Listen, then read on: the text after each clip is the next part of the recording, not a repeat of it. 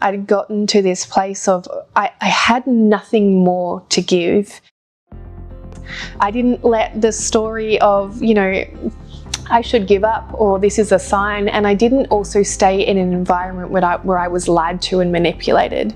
I've always had this positive attitude because of the way that I grew up. I have the capacity to take a situation that feels really difficult and look on the bright side, to keep showing up, to keep moving forward, to not give up even when it feels really hard.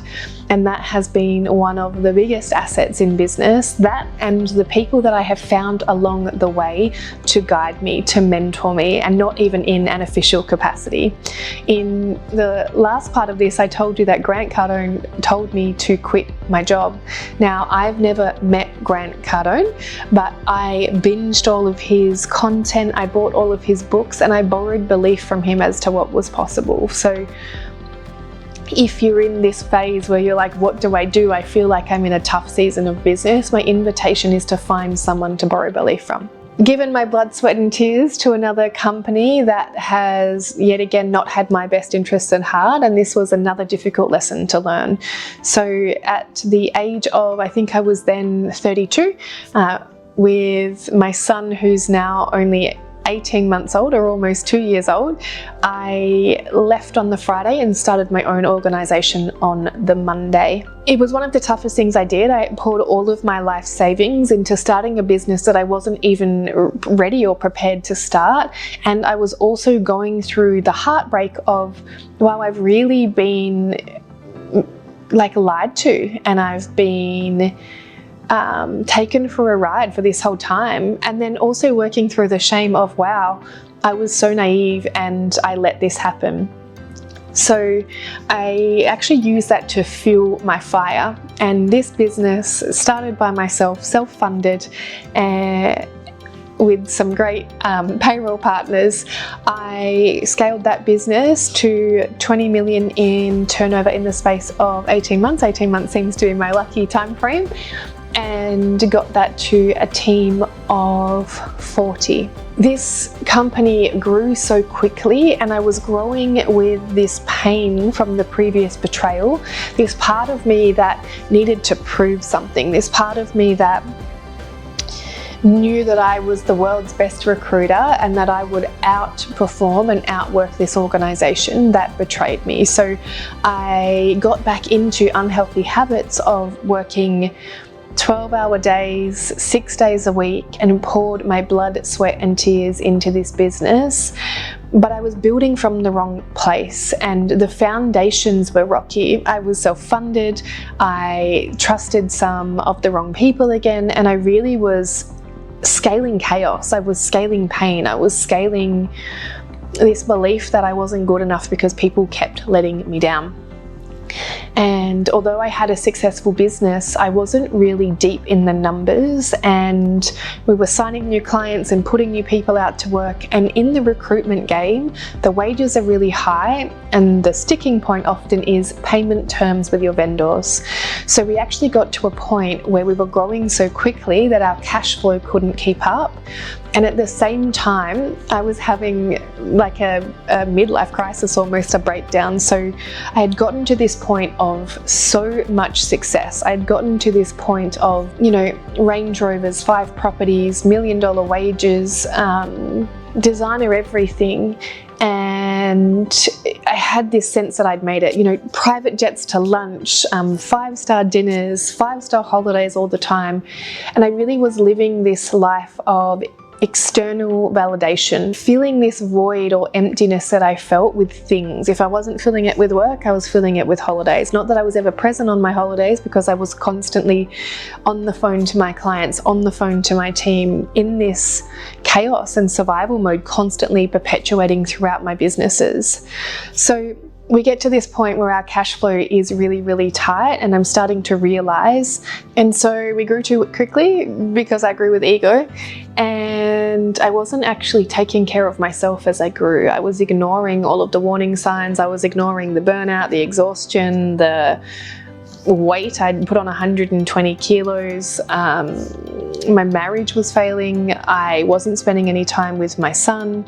I didn't really have any close friendships, and it really just created this perfect storm of I just became exhausted, and I couldn't keep holding everything together. I couldn't keep being the one that everything and everyone relied on. And a lot of this was self-made. With the awareness that I have now, I'd built this prison of success. I'd built this huge business where everyone relied on me, where my team relied on me, my clients relied on me, my ex-husband relied on me, my son relied on me. And although there was a part of me that I know really wanted to be wanted and valued, and that's why I'd built my business and my life this way, it started to consume me, and I could not carry the weight of it anymore. I was waking up at 3 o'clock in the morning, like mind racing, thinking about payroll. I constantly had this fear that everything was going to fall away, and eventually it did. And the biggest thing was was sort of running towards this, well, it will all get better when, or things will slow down when, or I'll have more time for my relationship when, or I'll have more time for my son when.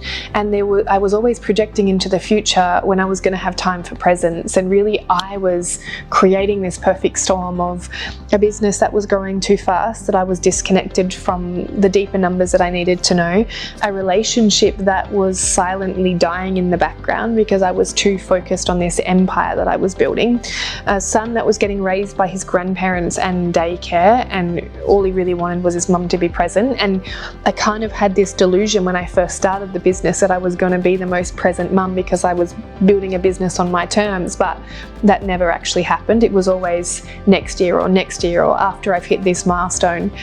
And I was also neglecting myself and my health. Again, I built a business for freedom and to make my own time and my own rules, but I just wasn't prioritizing my health or wellness. I was just so focused on building this big business.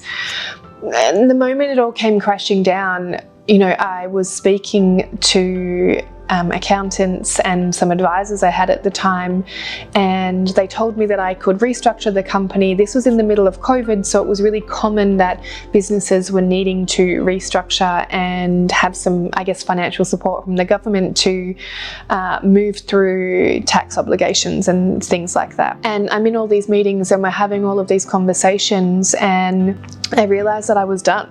I realized that I had built myself into this prison, and I didn't have the energy or the desire to keep building in the same ways, and I couldn't find a way out. I became the mentor that I am because at the time I couldn't find anyone that could hold the woman underneath the ambition, the woman underneath the business. I just couldn't find anyone that could help me recreate the foundations of my business and my life so I could start to live in a way that was in more alignment and in more truth and really in a nurturing way rather than a very masculine and draining way. And so I chose to sell out the assets of my business and close. So we restructured in a way that allowed the creditors and all the payroll and all of the super to get paid out. And I actually closed that business with an ATO debt of $3 million, sold out the assets and had a high six-figure payout that afforded me 12 months off because I was burnt out so bad. I was in the middle of this existential crisis. I filed for divorce with my now ex-husband, and really my life just I'd kind of hit rock bottom. I'd gotten to this place of I had nothing more to give, and for so long I was pretending that I was strong enough and capable, and just one more client or just one more month or just one more, and I just got to this point where I couldn't carry it all on my own anymore. And so in essence I blew my life up. With the awareness I have now, I wouldn't have done it the way I done it. I would have spent more time and energy searching for a mentor or a coach that could help me through that difficult phase in my life. I had amazing coaches at the time, but they were all very business focused. They didn't sit in the intersection of psychology and strategy, which is where I play now, because I feel if I had have had someone that could have guided me through the self-evolution that was happening along with the business evolution, I could have increased my capacity and held more. And so that was part of the journey, the beginning of the journey of me really deep diving into the coaching and mentoring and speaking and consulting that I do now, because I saw a need for someone to see the woman that was carrying everything, for someone to see that you cannot keep your home life and your business life separate, for someone to see the weight of what women carry when they're mothers and entrepreneurs and ambitious and want bigger and better and more for their lives. And that was really the beginning of that journey for me. I studied NLP, hypnotherapy. I'm actually a certified psychedelic coach, although I don't practice anymore.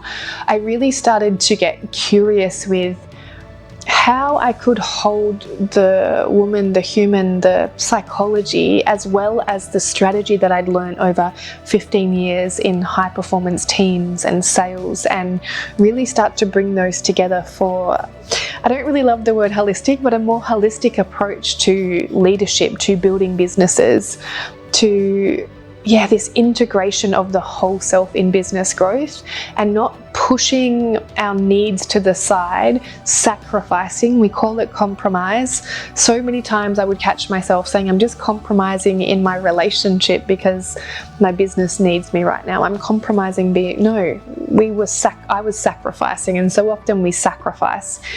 And I really wanted to bring this integration that both was possible. Fridays off so you can spend the time in therapy or doing somatic work, or even just going to the beach and going for a walk, and actually really listening to what it is as a woman that you need before the business takes everything from you. The fear that was driving me before I actually called it, and do you know what's interesting? I actually look at this whole thing as a success, and the reason is because for the first time in my life, I chose me. For the first time in my life, I put myself first.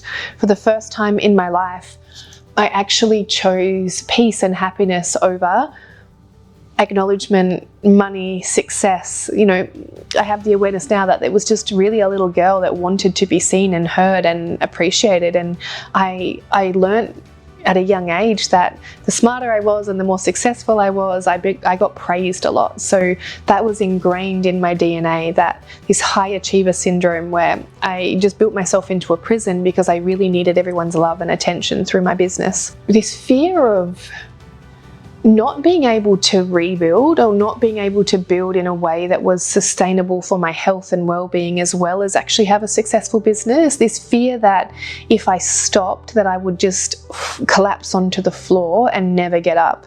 There was this fear that if I started to feel my emotions, because at that stage I was pretty locked down, I didn't allow myself to feel anything, and I was so afraid that if I started crying, I wouldn't stop, and that if I opened the lid on that box, that I couldn't close it and I would be broken forever. There was this sense that if I slowed down, if I stopped, if I gave myself any attention, that this years of self-abandonment and sacrifice would kill me, consume me, would be too much for me to be able to hold the business and the unraveling of these years and years of conditioning. I had this belief that success meant sacrifice, that I had to give up being a mother, and I had to be not present in my relationship, and I just kept projecting into the future that one day I will, and that success was more important than everything, and that I couldn't have both. And I would constantly catch myself saying, well, I should be grateful and I shouldn't complain, and I have more than most, and it doesn't matter if my relationship is sexless and I feel disconnected from my husband because I make all of this money.